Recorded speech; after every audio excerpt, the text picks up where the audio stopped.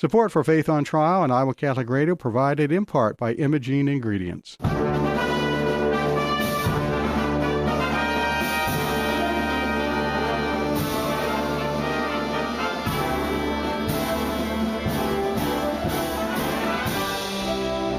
Our freedom of conscience and religion is being challenged by laws and regulations imposed by secular society. It's time to hear from the top Christian litigators in the nation who have come forward to tell us the truth and help us defend our faith.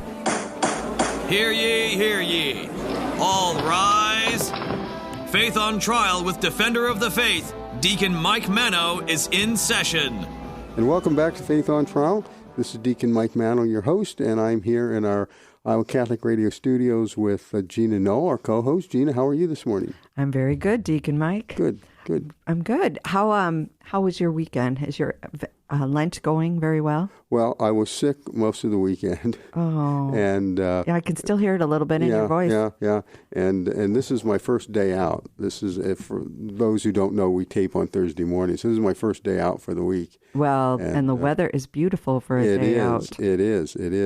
So we've got kind of a February thaw going on. I did have a good weekend, though, or at least a good Saturday night. I went to the Dowling basketball game, and I took my little goddaughter, who had on her brand new little mini cheerleader uniform, and she had a great time there. Special thing for her. Yeah, Luann went with us. It was her birthday, and oh, happy birthday, Luann! It was Luann, and then Evie's mom came along too. So there were four of us that went out.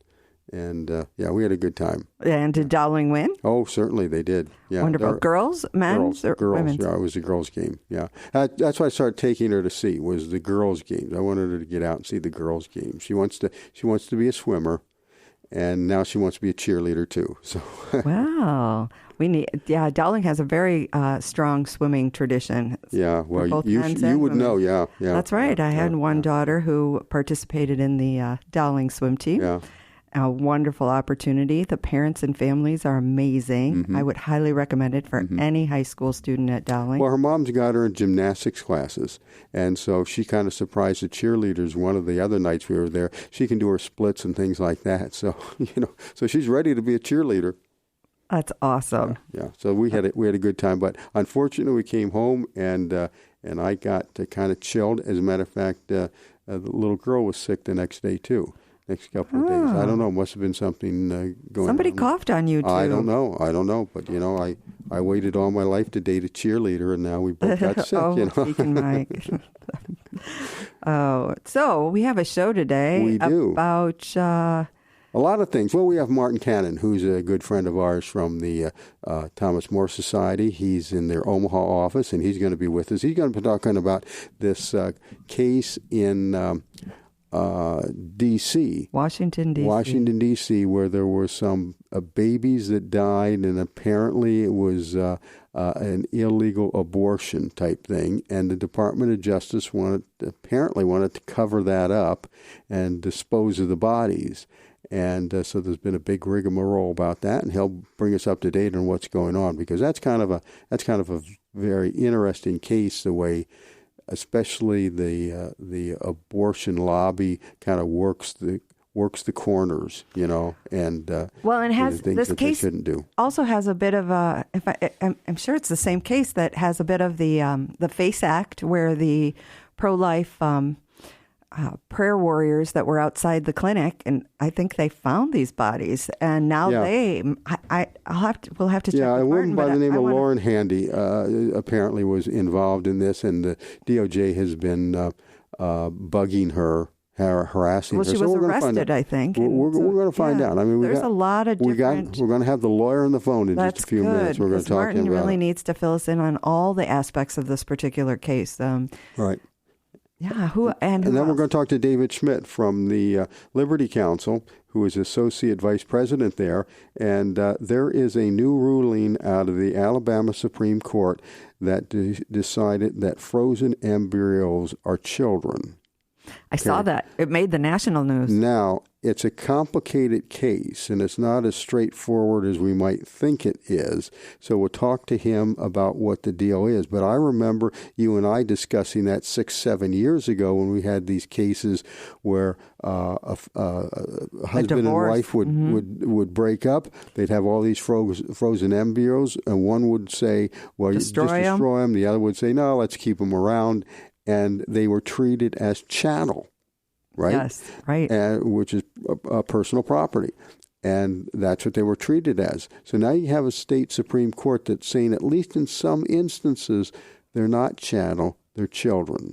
And that's going to be interesting. Very interesting. And I was very intrigued by the world was coming to an end, national broadcasts about this particular case, like, how dare they? How dare they stand up for children? Right. That's what it's basically saying. And then there's another thing that broke last night that I picked up, and we're going to try and follow up for next week. And this is a story by LifeSite that was written by our friend Matt Lamb, who's been on many times before, yes. One of our key guys, who's also the associate editor of the College Fix. And it's about a proposed law in Seattle, Washington, or for Washington State, that would require that anybody that has, including clergy, that has information to reasonably cause somebody to believe that a child is in imminent risk of being neglected or harmed, has to report that to the police, to the authorities. Here's the but. Even if that information is received in a confidential clergy-penitent relationship.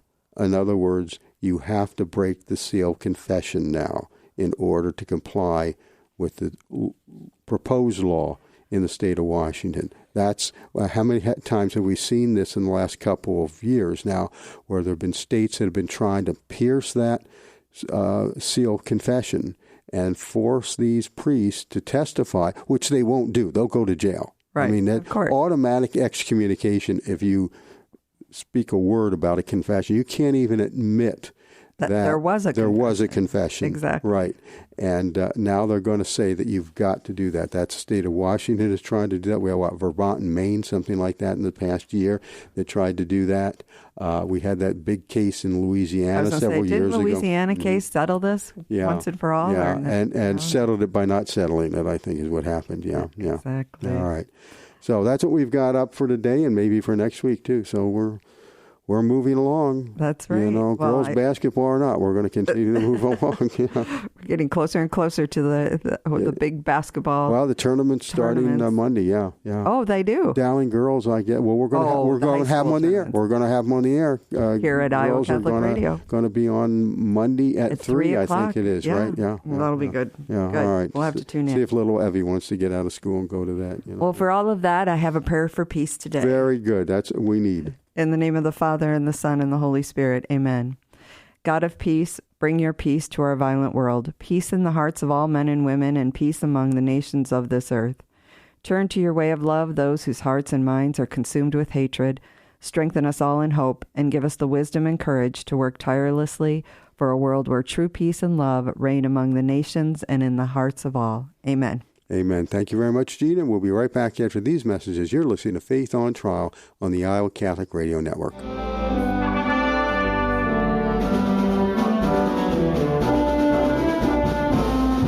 And we're back. You're listening to Faith on Trial, the Iowa Catholic Radio Network.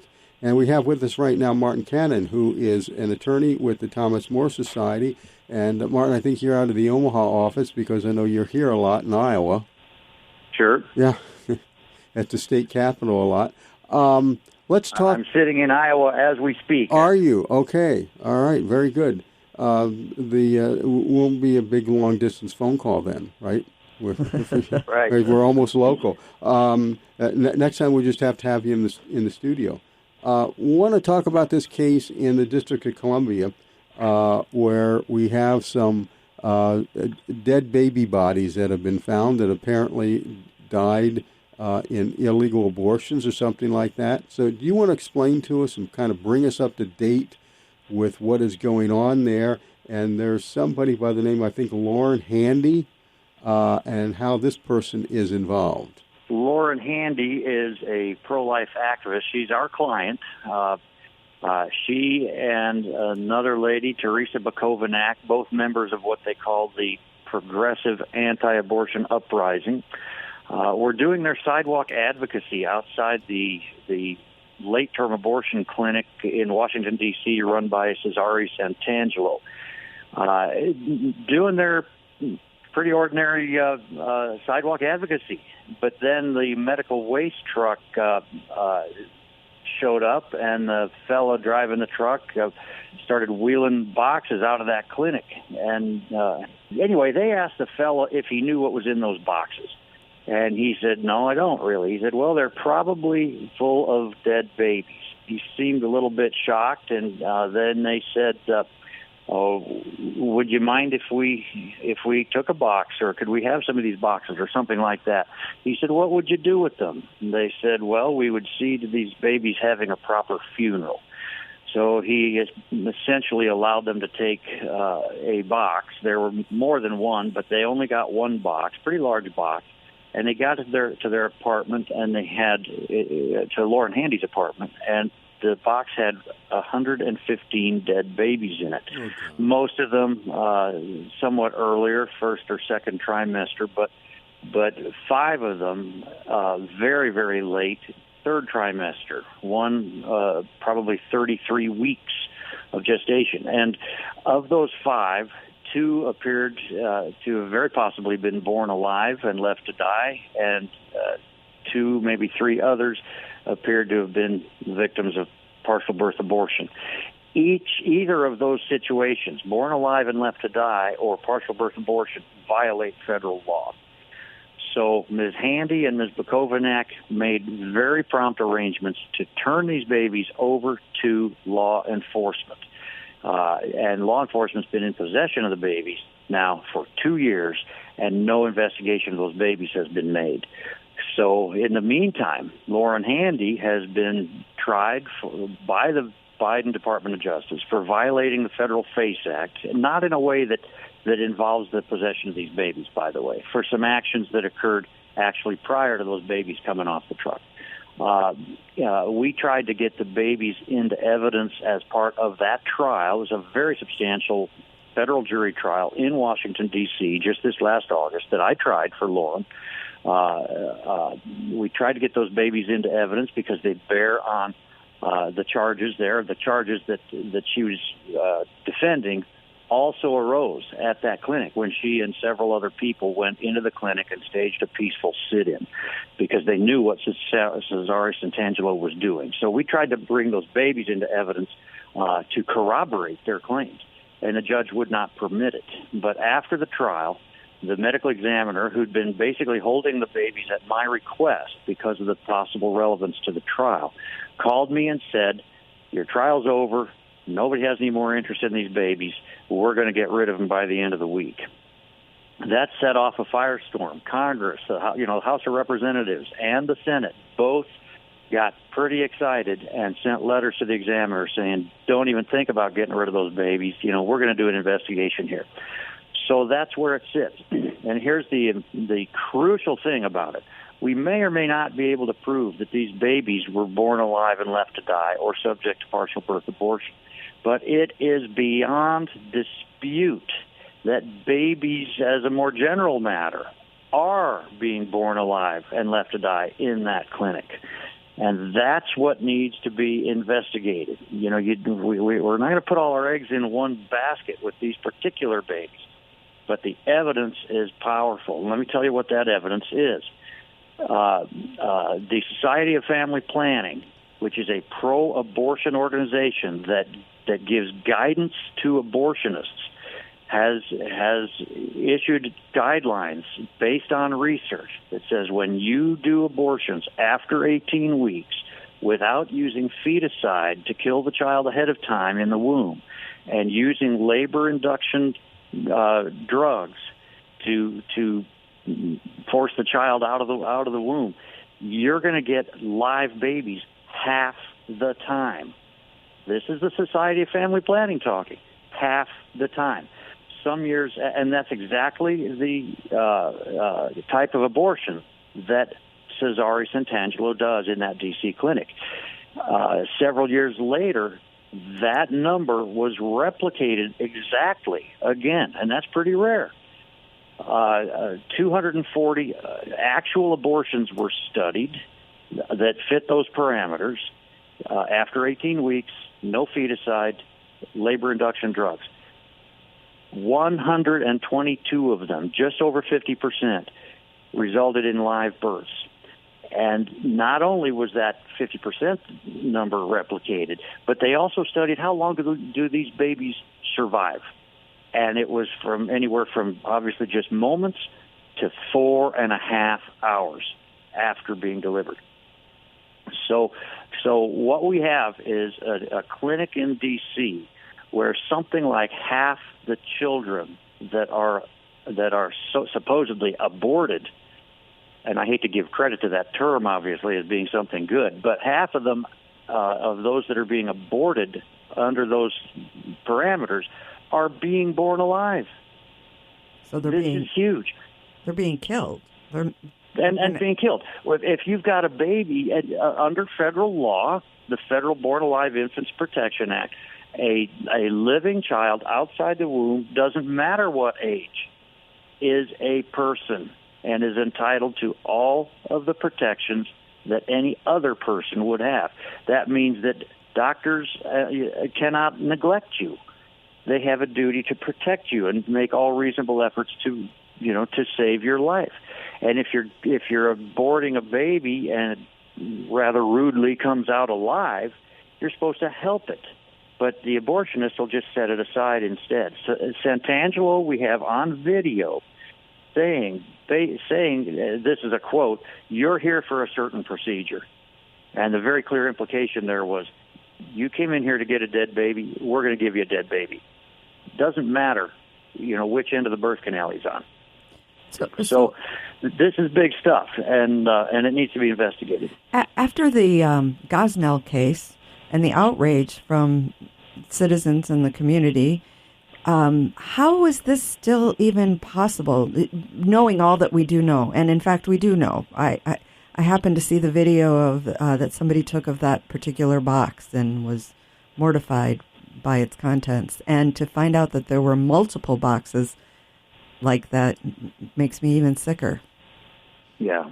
Well, this is what happens when Roe versus Wade, created or imagined this fundamental right to abortion. It blew a huge hole in our social fabric that was just a big vacuum. It opened this space for an industry to develop. We have abortions today in numbers and type that people weren't contemplating at the time of Roe. Roe was egregious and wrong and imagined a right to exist that didn't and never has. But Roe didn't imagine what would come from itself. And this is what we have, where we have, you may have seen the pictures of baby Christopher X, this totally huge, fully formed 33-week baby that could have easily been born and would hardly be considered premature. And he's just dead because we've allowed it. Not that he was killed legally. We don't think he was. But the idea that it's even a question and that people will line up around the block to defend it tells you what Roe did. It killed 65 million babies or whatever that number is, and it corrupted our national soul. And this is where we have to go back from.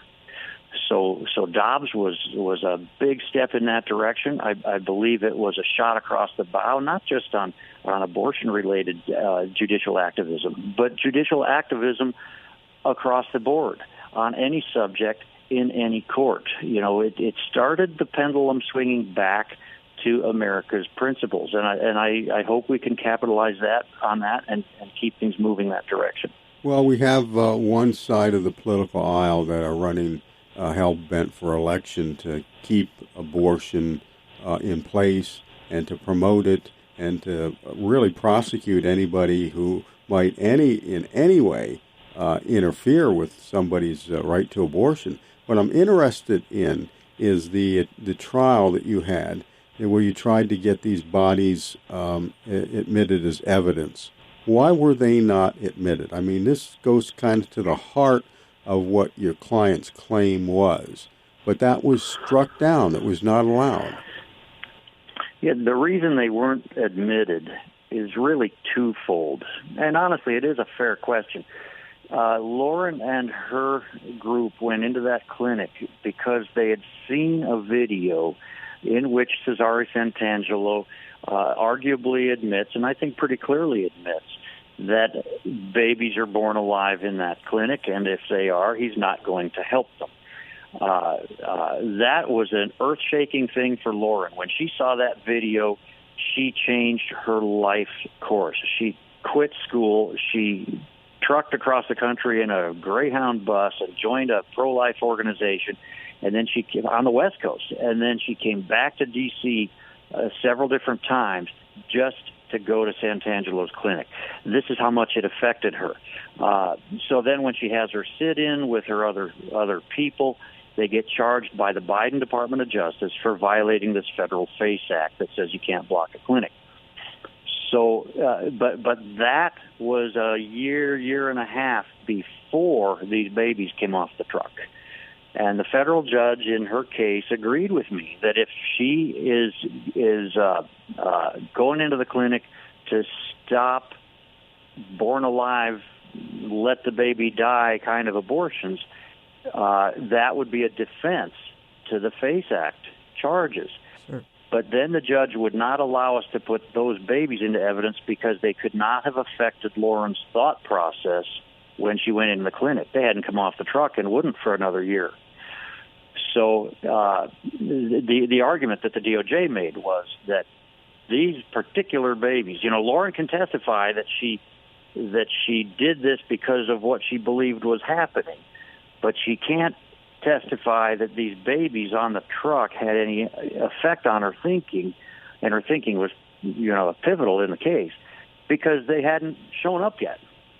And that's a significant argument. I think we have stronger argument against it, and we'll address that on appeal. But it is a fair question. The impression that I get is there are certain jurisdictions, and D.C. is one of them, where a pro-life individual it cannot get a fair trial. Lauren's case is a really good example of that. Mm-hmm. We spent a week trying to select a jury in that case. You're only going to have 12 people on the jury, but the court called in 120 prospective jurors. So basically 10 times as many prospective jurors as we were going to need sitting in the box. And we went through the whole panel before we got a jury. And even once we had a jury, having basically run out of prospective panel members, we had a jury where 4 of the members were regular donors to Planned Parenthood, every month, writing a check or doing the automatic, withdrawals or whatever, and marched in the women's marches.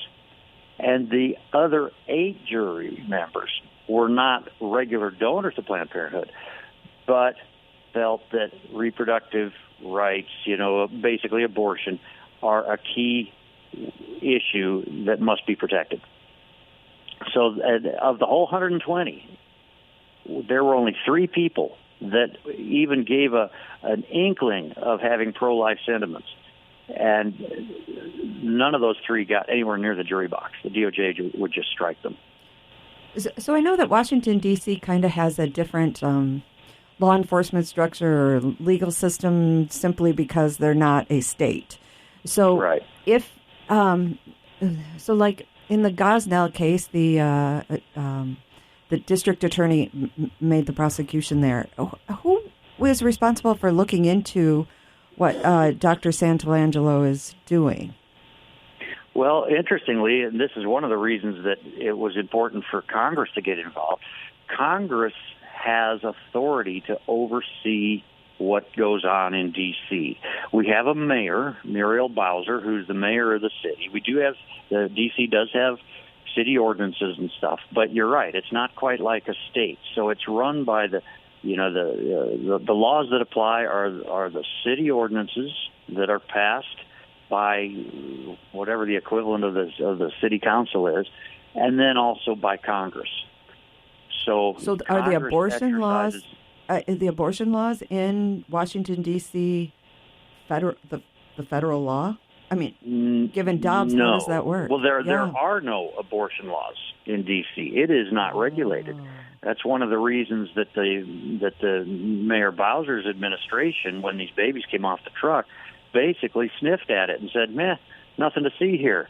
Abortion is not regulated under D.C. law." But your people that got these babies off the truck, they're the criminals. They might have committed crimes in, interfering with the disposal of hazardous waste or whatever nonsense they want to say. Kind of disregard the murder over here, look at the jaywalking over there. So no regulation of abortion in D.C., and that creates a smokescreen by which the authorities there can disregard the babies. But they are disregarding two federal laws that say a baby born alive is a person and has to be protected, and you can't do partial birth abortions. Those are prohibited everywhere, including D.C. So they're murder cases, basically, and absolutely, and they're at least manslaughter, yeah. Right? The facts that we know they give a reason for investigating that, in my opinion, is far stronger than the probable cause that law enforcement has to have to get a warrant for either an arrest or an investigation. The legitimacy of investigating this and using all of the tools at the government's disposal to do so is irrefutable. They just have to do it. And in Washington, D.C., things are so incredibly political, it's just tough to make it happen. But I think that the two houses have kind of gotten in the same boat, row in the same direction, and I think we may see an investigation. Wonderful. Good work. Well, this is what happens, I suppose, when you have a totally pro-abortion administration that controls all the levers there. One quick question before we let you go, because we're going to be running out of time here in a second. I'm interested in your opinion of the justices on the court. Another impression I get is that most of the justices in the D.C. District are, how do I want to put it, lean the other way and aren't willing to give conservatives or pro-lifers the benefit of the doubt. I don't have experience with judges in D.C., except, of course, we know a lot about the justices on the Supreme Court. Right. But the trial judge in Lauren Handy's case is very interesting. She's a very capable judge. She works hard. She's smart as can be. She's very disciplined and orderly, and she runs a pretty good courtroom. I do think she has a hard time seeing past this issue. Doesn't necessarily quite understand how activists work. I just don't think she's had that much exposure to it. Because D.C. is this insular place. It's like a different planet. And obviously they're accustomed to activism and protests and stuff like that. But it did seem to me that the pro-life activist was like a foreign creature to the judge here. And I like to think that in the course of the trial, she actually learned something about pro-lifers. Anyone listening to that trial would. These are the loveliest people. They're not going to hurt anybody. They act out of care for their fellow man, and they don't even want to break laws, but they sometimes will if they feel they have to. And understand that if you're going into a clinic and blocking the doors because babies are being born alive and left to die, you're not violating law. And that's what's the big picture that has to be understood here. These people aren't necessarily even engaging in civil disobedience where you break the law because there's a higher law. They're not breaking the law. These babies get to be defended. If there's a 4-year-old across the street, in some house being killed or molested or whatever, you get to break down doors to go save that baby. And the same is true here. So it's all about the evidence. Yes. Okay. And we're happy to know that Thomas More Society is out there doing just exactly what you are doing and trying to save those babies.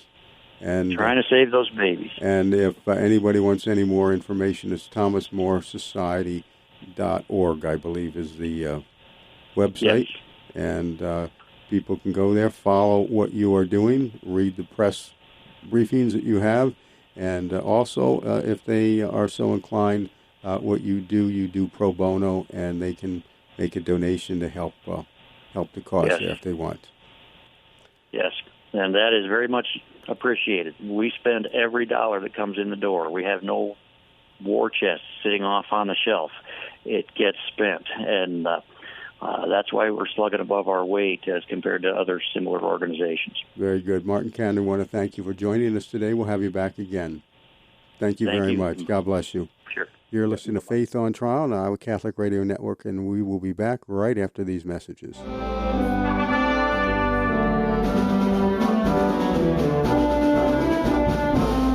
And we're back. You're still listening to Faith on Trial on the Iowa Catholic Radio Network, and we have with us right now David Schmidt, who is Associate Vice President of Liberty Counsel, on an interesting case that just came down this past week about frozen embryos. And it's kind of a odd way this case came about. So, Daniel, we'll let you tell us what surrounded this case. Where did it come from? Yeah, where it came from. And like all cases, there's a story behind it. But this one is, I think, a little different than we would have expected. It is unique from the pro-life perspective, at least. Usually, you have rulings of this nature in the abortion context, but that's not what this one is. Here, you had a couple who had frozen some embryos for purposes of IVF or in vitro fertilization, and they store them in what are called cryogenic nurseries. They're very cold, flash frozen to keep them alive. I'm not an expert on the freezing process, but that's what they do to them. Someone had wandered into the nursery there and grabbed them, apparently, and because they're so cold, burnt themselves and dropped them. And so the frozen embryos were then destroyed, obviously, because of they have to remain in the flash frozen temperatures and all the rest of it. And so the couple whose IVF eggs they were sued the hospital and the nursery for basically negligence for allowing somebody in there to do that. And part of the suit that they brought was wrongful death, that they said their actions created the wrongful death of their minor children. That is definitely a different angle. Now, yes. Gina and I have discussed this issue on the air before. Right. And we can go back, 6-7 years talking about these cases where a couple divorce, and then one wants to destroy the embryos and one doesn't, and the question is then, how do you handle these embryos? And I think most courts were looking at them as chattel property, and if a divorce went one way or another, the frozen babies went one way or the other, because they weren't considered human. I think this may be, and maybe you can tell me a little bit more about it, maybe this is the first case where there's been a court, at least in this level, a Supreme Court, that has recognized the humanity of these embryos. It is the first one that I am aware of, because you're correct. The vast majority of these cases,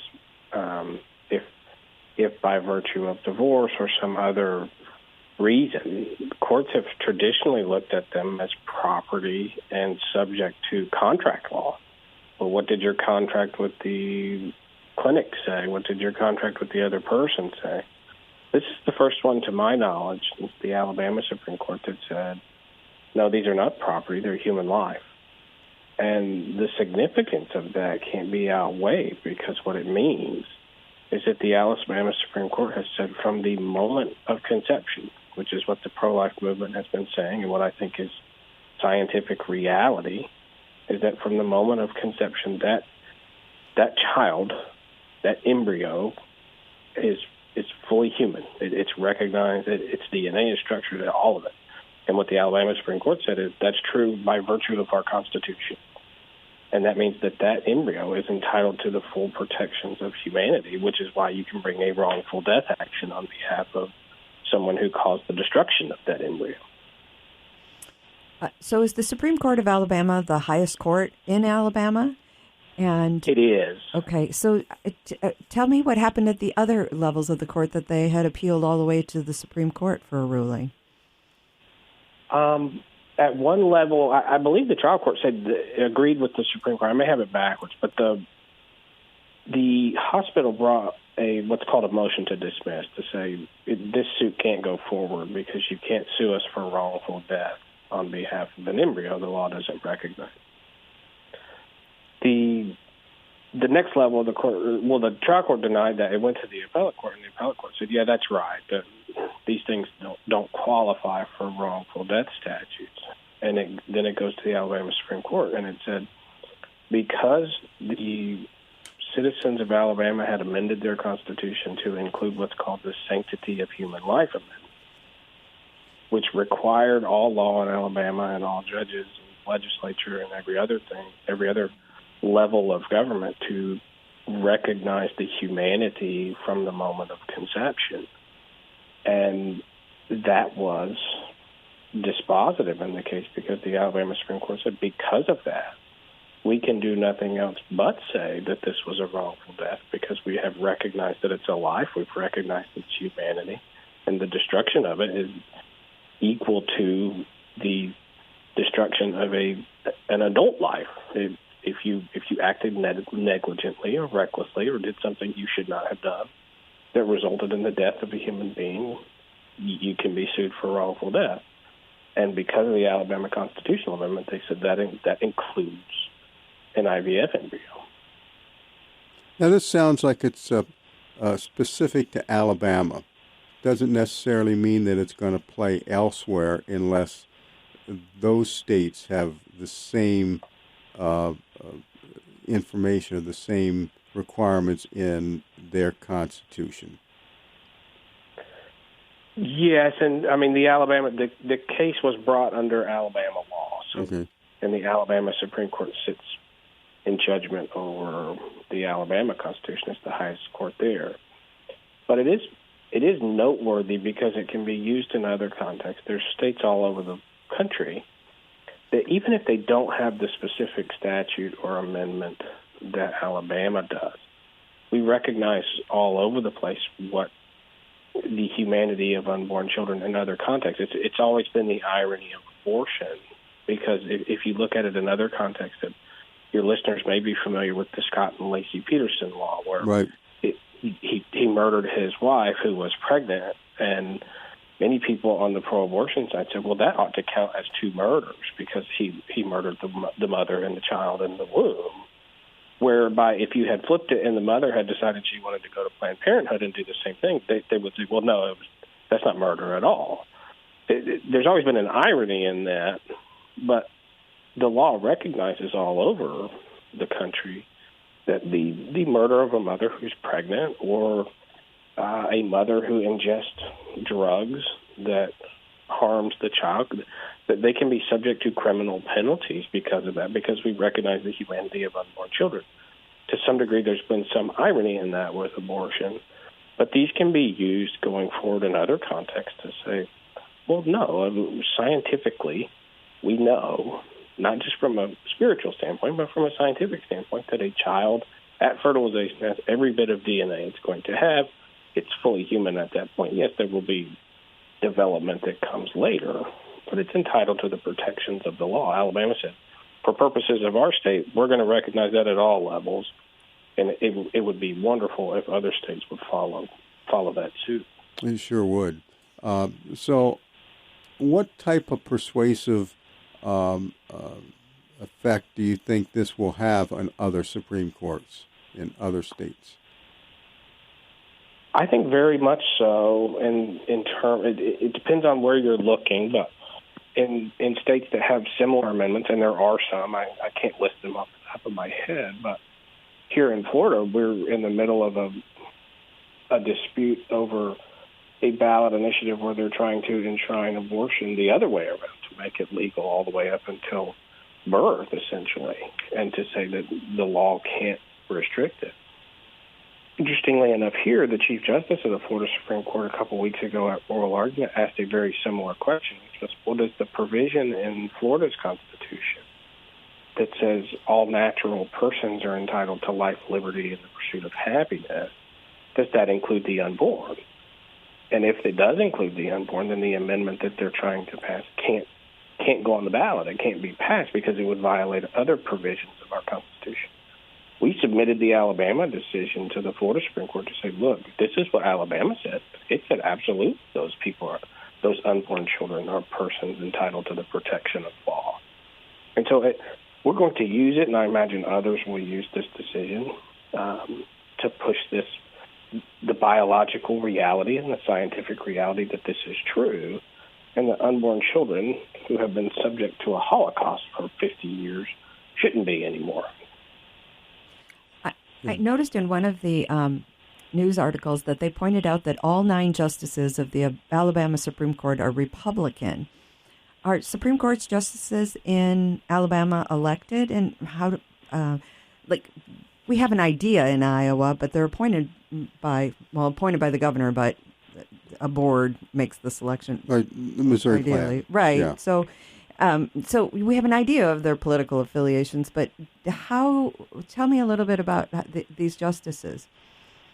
Yes, they are elected in Alabama. I can't remember the length of the term, but they're elected by the citizen. I think it's 6 years, if I'm not mistaken, but I could be wrong. Okay. But I'm not sure if I don't think that they run from a partisan standpoint. I think they just run. So it's not like you have a D and an R by your name. Oh, I see.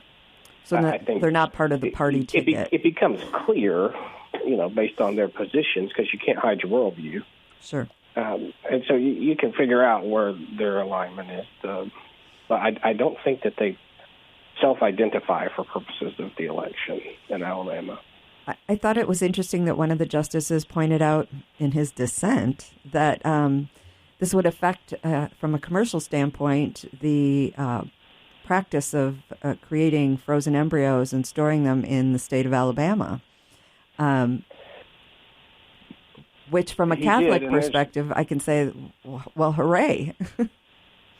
Yeah, well, that's what I was going to say. I mean, that's a controversial topic to begin with, because there are a great many among your denomination in particular, but others across the board who don't think we should be doing this anyway, whether that be because you think we're playing God by doing it or whatever the rationale. Some of them take a strict pro-life view, as you know, to say, well, when we create these embryos, it's almost baked in that some of them are going to be destroyed just in the process. Mm-hmm. And if you believe, as I do, that the Alabama Supreme Court just decided that this is a life from the moment of conception, that matters, and we ought to think through that. Of course, some of the responses to that from the other justices, well, we've done this in other states, and other countries have them, where you're only allowed to implant one at a time so that you're not guaranteeing the destruction of others. It is interesting that he pointed it out. I think that's a debate that has raged for a long time, even among the pro-life community, and I think it will continue. But I think the importance of this decision, whichever way you fall on that piece, is to say that these are humans from the moment of conception, and we can't understate how important of a statement of law that is. I mean, there's been people like myself who've been fighting for that type of statement for a long time, and to see courts start to say that now after Dobbs and after Roe is gone, to have it turn the other way with courts saying, well, not only is abortion murder, but we have to recognize that from the moment of conception and fertilization, these are children, and they're human beings, and they're entitled to protection of law. And that's a great day, in my opinion. Yeah. What has been the public reaction to this, and then correspondingly, what has been the legal community's reaction to this?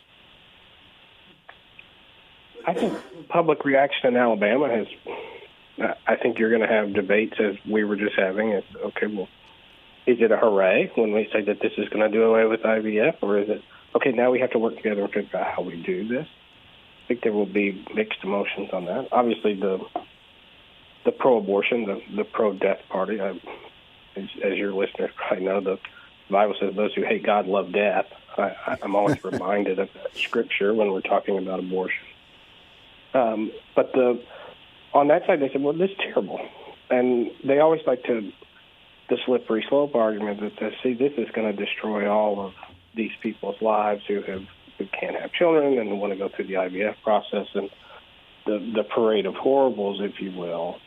So I think on that side, the pro-abortion side is always predictable. It's always the worst thing that can ever happen. The hair's on fire now. Bodies. Yeah, I mean, the world's falling apart at the seams, which it may be, but I don't think it's because of the Alabama Supreme Court decision. But in the legal community, I think it's a recognition of what people have been fighting for a long time, which is that if we're going to say in our Constitution, which the U.S. Constitution says, which every other state constitution says, that persons are entitled to the protection of law, that ought to extend to unborn persons. We took a giant leap towards that direction with the Supreme Court's decision in Dobbs, and we'll continue to peck away at it at these state levels, whether it be defeating amendments to enshrine abortion into the Constitution or to do it the positive way, which is what Alabama did. So we're going to state as humanity that we should stop murdering these children because they're humans from the moment of conception. Yeah, I think you're right about that. But unfortunately, we live in a political society, and politics, I think, in many respects, gins people up against us. I think that's right, and there's a distinction, I think, or at least I would draw one, between the politicians who say stuff about it and the people who elect them. I think the statistics would suggest, and polls suggest, that the younger generation is far more pro-life than their predecessors. And I think some of that is based on scientific reality. The more science improves, the more we understand about the process. It becomes almost impossible to deny unless you fall into the camp that I just described, which are those who hate God, love death. Mm-hmm. So I think there's your line. Well, it goes back to the old clump of cells argument, too, which has really no scientific basis to it. Yeah, and we knew that back when Roe came out, didn't we? It just wasn't as clear. I mean, now it becomes impossible to deny. I mean, you have to, not that I'm a fan of quoting Hillary Clinton, but you have to have the willful suspension of disbelief if you want to believe that argument. Right. It's nonsense. You can't look at what we know now and what we can see now through medical technology and say that this is not a human life. So you just have to ignore it. And if that's your perspective, you're entitled to hold that opinion, but it can't be any more that this is just a fetus or a glob of cells. It's not. We know that. We have known that. And now it's impossible to ignore. Yeah, you have to face up what the real facts are, and that leads you one way or another, but you go at your own risk at that point. That's right. I think this case you do, and I think you end up in what the New Testament says, which is if you go the wrong way on that, better that you would tie a millstone around your neck. That's right. In one of our recent shows, we discussed how the ballot initiatives on the abortion issue are prevalent in 13 to 18 states coming in November to drive turnout. I can't help but believe this particular ruling will embolden both sides because some of those initiatives include things like constitutional amendments, much like Alabama has. I can't. And some of them are against us. More of them are against the children, the potential children. So they're going to use abortion to gin up the vote against. Right, and I can only imagine that this Alabama case will fuel both sides of the issue. Well, I hope it starts. I think probably so. I mean, for our side, I would hope, to use your words, I would say yay. If it gins up our side, I would like to have it gin up our side. I have a really wide vocabulary. Have you noticed? Yeah, and it's a great point. I mean, here that's what we want from our side, to go out there and say yes. But we want to make it explicit in the law that unborn children are just as protected as natural persons because they are just as human as natural persons. Exactly. Well, we deserve the dignity of any other human. I don't think the Alabama decision does anything more to the other side that wasn't already there after Dobbs. Yeah. Because they wanted to say, okay, if you're going to send them back, well, we want to make it abortion on demand. Up to, and even in some of these people's perspective, after birth. Mm-hmm. Yeah, we're just talking about that with Virginia, who said, we'll make them comfortable, whatever that means, before we murder them. Yeah. Well, we just had on Martin Cannon from the Thomas More Society talking about that D.C. case where the aborted babies were apparently aborted after they were born alive. And, so we know that's going on. Which is what we would call in any other context murder. Right. I mean, even under their framing of the law, once the child is out of the womb, that moment it became a human. That's even right. under their standard. That's not even taking ours, which is that if it was born alive 9 months into it, that it's been a human for 9 months. But even under your argument, if you're the pro-abortionist, that's murder. Yeah. Right. Yeah. Unless you're in California, because we've heard the argument that if the mother doesn't want the child, then you can't investigate the death of a newborn. Right. That's right. Yeah. Crazy. Yeah. So the world, in some respects, is going to hell in a handbasket, and we're here to try and prevent it, I guess, a little bit. David, I want to thank you for joining us. I know we're out of time right now, but we appreciate your time, and we hope that this is a harbinger of things to come in the legal area of protecting human rights. And want to thank Liberty Counsel for what it does in assisting in that endeavor. And we know that what you do pretty much pro bono for your clients. And so if people want to find out more about Liberty Counsel and maybe even want to send a few bucks your way if they have it, they can go to lc.org, I believe is the web address, correct? That's correct. All right. And I'm sure you could put donated funds to good use there. Yes, sir. Thank you for having me. Certainly. Thank you very Daniel. much for joining us. We appreciate it. And we will be right back after these messages from Iowa Catholic Radio.